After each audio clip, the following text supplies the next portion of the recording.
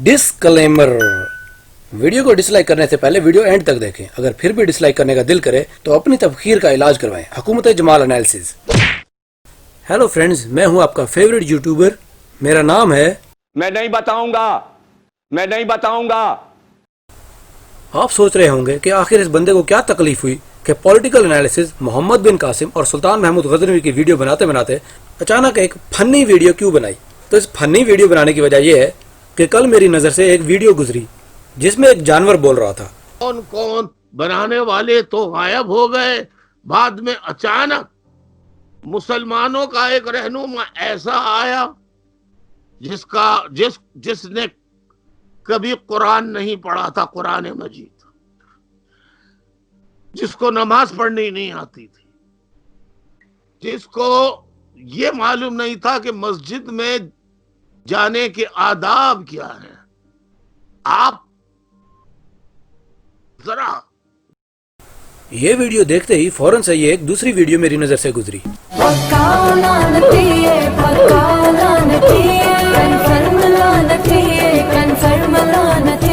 इस सांड की जिसामत वाले की बकवास यहाँ खत्म नहीं होती। जरा आगे सुने कि इसे कीड़ा कितना तंग कर रहा है। इसकी बकवास आगे सुनने से पहले इससे पूछते हैं कि इसे कीड़ा कितने अरसे से तंग कर रहा है। तो बताओ आपको कब से कीड़ा तंग कर रहा है? 28 साल से। क्या 28 साल से? 28 साल से। क्या आपको 28 साल से कीड़ा तंग कर रहा है? अच्छा खैर, लाजमी नहीं कि कीड़ा सिर्फ दांत में हो, ऐसे लोगों को कहीं और भी कीड़ा होता है। अब सुनते हैं कि मेजर गोचू आरेवाला को इसने इंटरव्यू में कायदे आजम के बारे में क्या बकवास की। हिंदुस्तान के सारे मुसलमान जो है वो उस आदमी के पीछे और उसको मुसलमानों का लीडर बनाने चले गए जो मजे मजे से सुअर भी खाता था और शराब भी पीता था। लख दिन लायक तेरे मुंह थे। वैसे हैरत होती है कि कायदे आजम तो सन 1948 में फौत हुए और ये सुअर पैदा ही सन 1953 में हुआ, तो कायदे आजम इसे कैसे खा सकते हैं? मैं हैरान होता हूँ कि लोगों को इसकी बकवास कैसे समझ आती होगी, जबकि ये खुद ही सुअर की तरह बोलता है। जरा इसकी आवाज और सुअर की आवाज पे गौर करें, कोई इन दोनों की आवाज में फर्क नहीं कर सकता। वो किसी भी शक्ल में हो,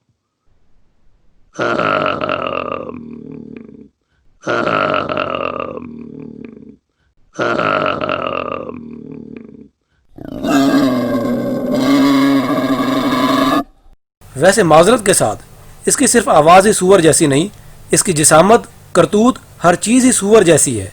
अब इसकी आगे की बकवास सुनते हैं। वेस्ट पंजाब के जो लोग थे वो धरती मां हिंदुस्तान के दुश्मन थे।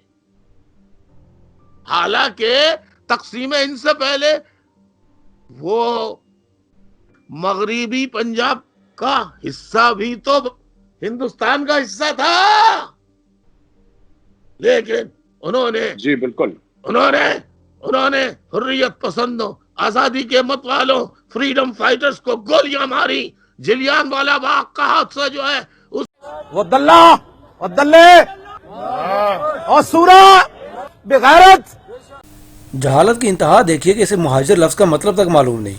ये तो वो बात हुई कि अगर मुझसे कोई पूछे कि तुम कौन हो और मैं कहूँ कि मैं अमेरिका का सदर, लेकिन मुझे अमेरिका का पता ही ना मालूम हो कि अमेरिका है किस तरफ। अब देखें कि इसे मेजर गोचू वाला ने मुहाजिर का मतलब पूछा। अब पूरी वीडियो देख लें, आए बाएं शाये करता रहा, लेकिन मुहाजिर का मतलब नहीं बताया। अल्ताफ साहब, सबसे पहले मैं आपसे ये पूछना चाहता हूँ, ये शब्द मुहाजिर क्या है, इसका मतलब क्या है? हमारी इंडियन ऑडियंस के लिए जरा बताइए। बेटे, जिस किस्म के सवाल का जवाब आता है उस किस्म का सवाल कर मुझसे। मैंने पूरा 1 घंटा जाया कर दिया कि अब बताएगा मुहाजिर का मतलब, अब बताएगा मतलब। अबे मतलब बता, क्या है मतलब मुहाजिर का? अब बोल दे, बोल। लेकिन इस हैवान को मुहाजिर का मतलब पता हो तो बोलता। अब आगे देखिए, इसे हजरत ख्वाजा मोइनुद्दीन चिश्ती रहमतुल्लाह अलैह का नाम तक लेना नहीं आता। ऐसा लग रहा है जैसे समद बॉन्ड का नशा करके इंटरव्यू दे रहा हो। मेजर साहब तो ख्वाजा हजरत ख्वाजा मोइनुद्दीन चिश्ती रहमतुल्लाह अलैह।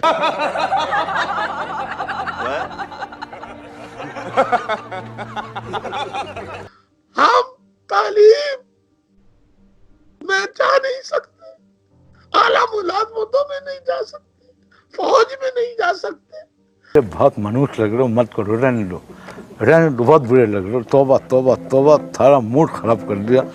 ये मनहूस कह रहा है कि मुहाजिरों की पाकिस्तान में इज्जत नहीं। अगर ये बात होती तो ईदी साहब की इज्जत ना होती।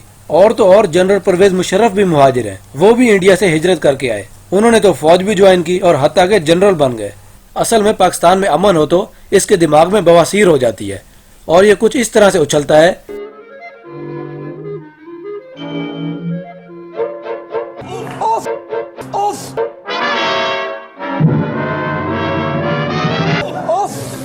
भाड़े का टट्टू तो देखो, अब पूरी दुनिया के सामने बैठा इंडिया से ऐसे भीख मांग रहा है जैसे कुत्ता हड्डी मांग रहा हो। लेकिन पैसे मेरे पास नहीं है मेजर साहब, पैसे का इंतजाम आपको करना पड़ेगा। जी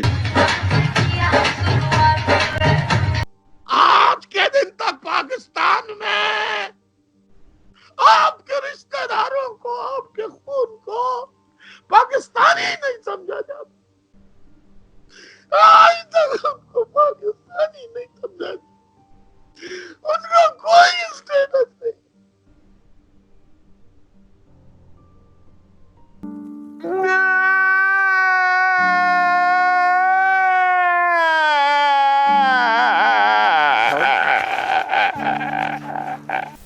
बंदा इस लुद्धड़ से पूछे तू पाकिस्तानी है ही कैसे, तू हड्डी इंडिया से लेता है, रहता लंदन में है, भौंकता पाकिस्तान के खिलाफ है, तो तू पाकिस्तानी है ही नहीं। कायदे आजम का नाम सुनकर तो इसे ऐसे तकलीफ होती है जैसे शैतान को मुसलमान हाजी देकर होती है, और गांधी का नाम सुनकर ऐसे खुश होता है जैसे नजीर हुसैन इसका बाप ना हो, गांधी इसका बाप हो। तो सबसे पहली शख्सियत आती है महात्मा गांधी जी की, जिन्होंने अवेयरनेस दी, जिन्होंने अवेयरनेस दी। गांधी जी एक बड़े वकील थे, उन्हें आजादी की जरूरत नहीं थी। उन्होंने जो जेलें काटी, उन्होंने जो मुसीबतें उठाई, वो धरती मां हिंद के लिए उठाई, हिंदुस्तान के लिए उठाई कि हिंदुस्तान को आजादी मिले। उन्होंने अपना ऐश इशरत जाती जिंदगी सब कुर्बान कर दिया इस इंडिया की आजादी के लिए।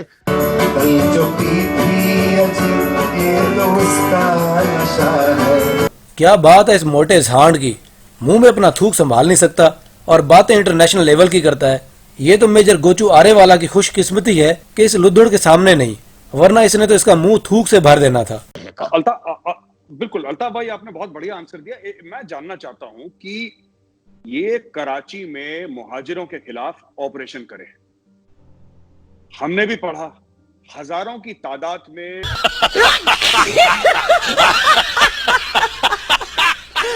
आपको और दिखाओ, ये आप देख रहे होंगे हजारों तस्वीरें, ये शहदा की तस्वीरें हैं। ये इंडिया के मुसलमानों और मेरे हिंदू भाइयों, सिख भाइयों, ये मुसलमान, ये आपके भाई हैं जो हिंदुस्तान से हिजरत करके गए थे, उनके बेटे हैं, उनके पोते उनके नवासे हैं जो कत्ल कर दिए गए, जो एनफोर्सली डिसअपीयर्ड कर दिए गए। मैं क्या क्या दिखाऊं? नाम तो फौज का लेता है ये चवल, लेकिन बच्चे बच्चे को मालूम है कि कराची में बोरी बंद लाशें और बल्दिया टाउन फैक्ट्री में आग लगवाने वाला ये मनहूस ही था। और मैं हिंदुस्तान के हिंदुओं से कहूंगा, हिंदुओं, हमारे बुजुर्गों से गलती हो गई, हमारे बुजुर्गों से गलती हो गई, हमारे बुजुर्गों से गलती हो गई।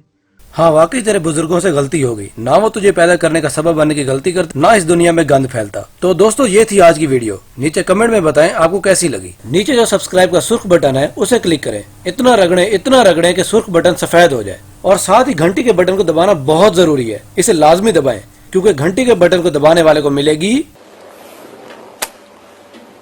एक पप्पी इधर, एक पप्पी इधर। You're never gonna make it, you're not good enough. There's a million other people with the same stuff. You really think you're different? Man, you must be kidding. Think you're gonna hit it, but you just don't get it. It's impossible, it's not probable, you're irresponsible. Too many obstacles, you gotta stop it, yo. You gotta take it slow, you can't be a pro. Don't waste your time no more. Who the fuck are you to tell me what to do? I don't give a damn if you say you disapprove. I'm gonna make my move, I'm gonna make it soon. And I'll do it cause it's what I wanna fucking do. Cause all these opinions and all these positions, they come in millions, they blocking your vision. But no, you can't listen, that shit is all fiction. Cause you hold the power as long as you're dreaming. Make it. There's no way that you make it. And maybe you can fake it, but you're never gonna make it.